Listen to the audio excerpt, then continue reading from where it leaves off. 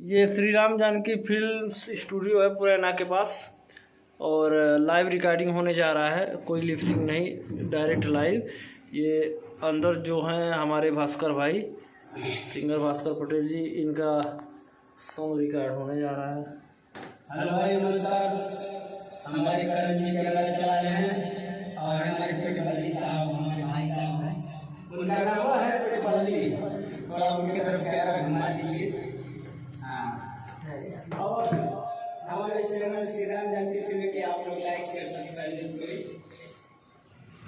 चल ऐसे आशीर्वाद प्यार दुलार बनौले रही, अपने पेटवा के गदगद कर ले रहे। चला जाए सर। ठीक है, चलिए आइए। अच्छा लगे तो लाइक कमेंट शेयर जरूर करो भाई।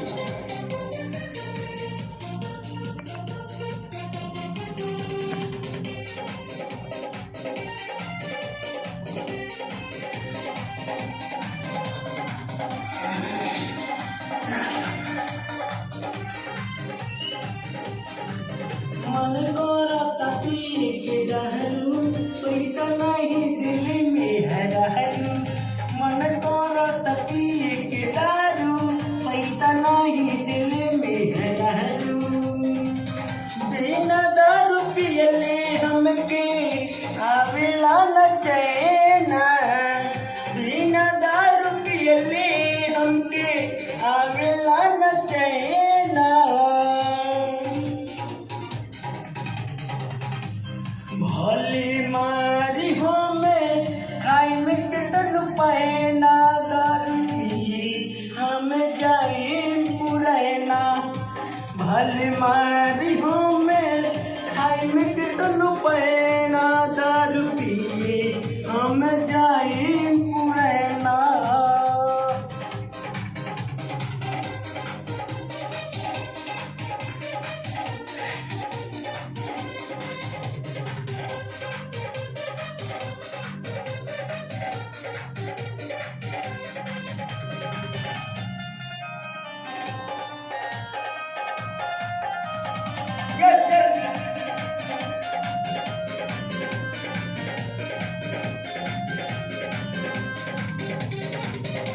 दारू के पियल हमें छोड़म न रंगिया, भली बेकार हुई जाई जवनिया।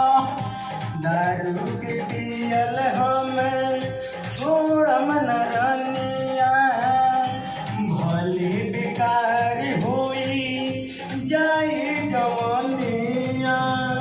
पियला पे दारू लागिलू तुम्हें ना, पियला पे दारू गोरी लागिलू तुम्हें ना।